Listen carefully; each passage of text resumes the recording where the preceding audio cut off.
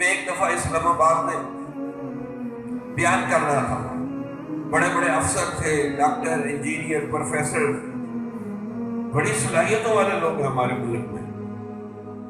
تو یہ عموماً کالجوں یونیورسٹیوں میں پڑھتے اور پروپوگنڈے کے ان کے اندر ایک پروپوگنڈا آ جاتا ہے کہ جی مولوی لڑا رہے ہیں، مولوی یہ کر رہے ہیں، فلاں کر رہے ہیں. اچھا مولوی کی علامت اس وقت کیا ہے؟ جس نے داڑھی رکھ لی بھی مولوی بن گیا. حالانکہ مولوی تو وہ بنتا ہے جو 8 سال دین کا علم حاصل کرے اور اس کے بعد وہ عالم کہلانے کا حقدار، مولوی کہلانے کا حقدار ہے. لیکن جہاں ہر شعبے میں زوال ہے، یہاں بھی زوال ہے. جس نے داڑھی رکھی ہوئی مولوی بن گیا. حالانکہ کئی داڑھی والوں کو غسل کے فرض میں نہیں آتے ہوتے، وضو کے فرض میں نہیں آتے. تو ایسے ہی وہ تھے کہ جی مولوی یہ کر رہے ہیں، مولوی وہ کر رہے ہیں، یعنی گالی بنا دی ہے اوپر کے طبقے نے.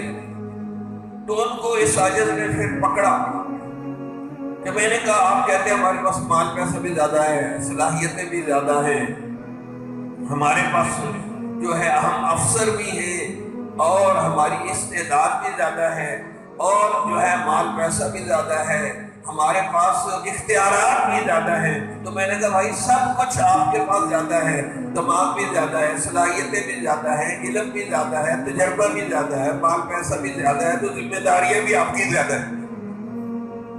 بتاؤ آج تک آپ نے کس کو مسلمان بنایا؟ کسی کو نمازی بنایا، مسلمان بنایا؟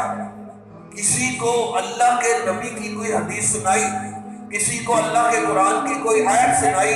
میں نے کہا اگر آپ کا علم اور آپ کی عقل اور مال پیسہ اختیارات زیادہ ہیں تو آپ کی ذمہ داری بھی زیادہ ہے. قیامت والے دن مولویوں سے زیادہ آپ کو پکڑائے گا اللہ کہ ہر چیز میں نے تمہیں زیادہ دی، تم نے اس کی ذمہ داری کبھی پوری کی. مولوی تو کم از کم جنازے تو پڑھا رہے ہیں، نکاح تو پڑھا رہے ہیں، امامت تو کرا رہے ہیں، ٹوٹا پھوٹا جو وہ کام ان کے ذمہ لگا وہ کر رہے ہیں.